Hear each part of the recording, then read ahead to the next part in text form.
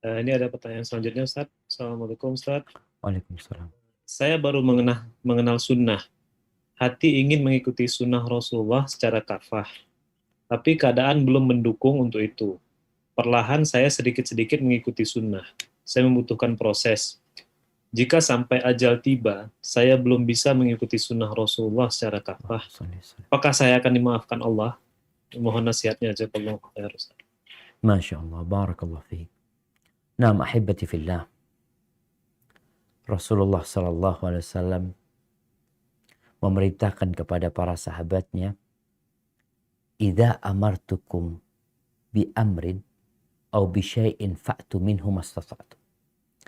Kalau aku memerintahkan kepada kalian sebuah perintah, maka kerjakan sesuai kemampuan kalian. Karena memang mengerjakan sesuatu itu perlu energi, perlu waktu, perlu kesempatan. Kerjakan sesuai dengan kemampuan kalian. Wa idza nahaitukum anhu fantahu. Kalau aku melarang kalian, maka tinggalkan.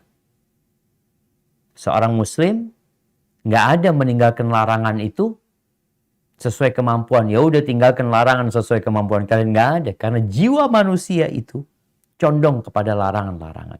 Dan yang namanya meninggalkan itu tidak perlu energi. Artinya ya udah, jangan ke sana. Kalau dikatakan jangan buka pintu itu, ya Anda nggak perlu buka pintu, Anda duduk aja.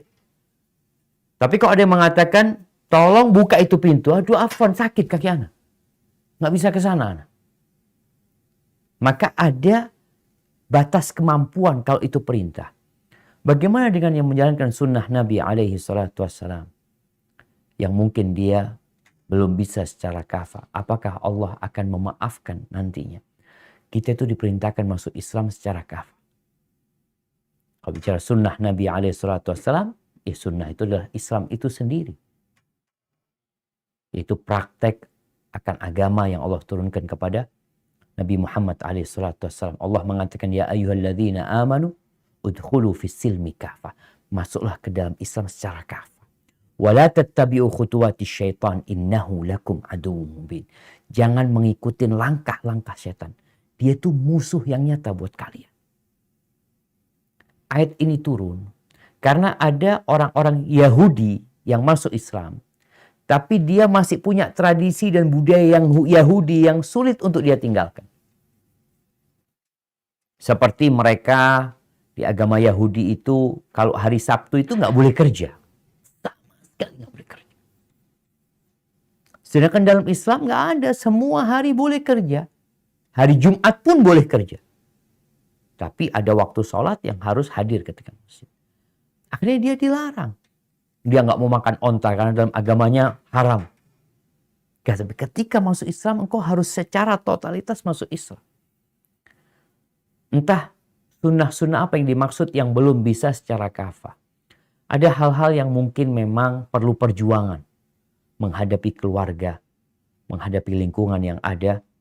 Semoga Allah Azza wa Jal memahami kondisi kita tatkala kita memang ya terhalang dengan hal yang memang tidak bisa kita lakukan ketika itu.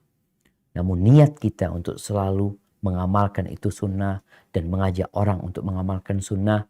Dan bagi teman-teman yang hidup di lingkungan yang tidak mendukung, maka hendaklah berusaha untuk menjadi orang-orang yang berakhlak mulia. Karena bicara sunnah Nabi SAW ini bukan cuma tata cara ibadah, tapi akhlak dan perilaku pun dari sunnah Rasul Sallallahu Alaihi Wasallam. Bagaimana beliau bersabar, bagaimana beliau bertutur kata yang baik, bagaimana beliau bersedekah, bagaimana beliau tersenyum, ya. Itu juga sunnah Nabi Alaihi Wasallam. Tunjukkan kepada masyarakat bahwa menjalankan agama sesuai dengan sunnah itu yang akan terjadi kedamaian. Yang akan didapatkan kasih sayang. Buktikan. Cuma ada di antara kita yang bicara sunnah, cuma penampilannya doang yang sesuai dengan sunnah. Baik, secara penampilan ada penampilan sesuai dengan sunnah. Karena ada baju-baju yang dilarang, ada baju-baju yang dianjurkan. Setelah penampilanmu sesuai dengan sunnah, kau berusaha untuk memperbaiki akhlak dan perilakumu. Harapannya orang-orang di sekitarmu dapat melihat, Masya Allah, fulan nih, setelah ngaji, setelah belajar Islam, dia semakin menghormatin orang tuanya. Semakin menyayangi adik-adiknya. Semakin suka membantu tetangganya. Semakin tidak pelit. Semakin tidak bakhil. Suka berinfak. Suka membantu orang lain. Oh, kalau sunnah kayak gini, orang-orang insya Allah akan suka. Ada cerita nih di Sumatera sana. Ada seorang suami, belum ngaji dia. Belum belajar, dia sibuk dengan dunianya. Istrinya belajar duluan. Lalu istrinya mulai pakai jilbab. Jilbabnya juga besar. Ketakutan nih suaminya. Ngomong sama kawannya. Takut istriku ini ikut aliran sesat nanti. Lalu ditanya, perubahannya apa? Perubahannya positif apa negatif? Kata dia sih positif ya. Dia semakin melayani di rumah, menyambut anak sekarang. Kalau positif alhamdulillah.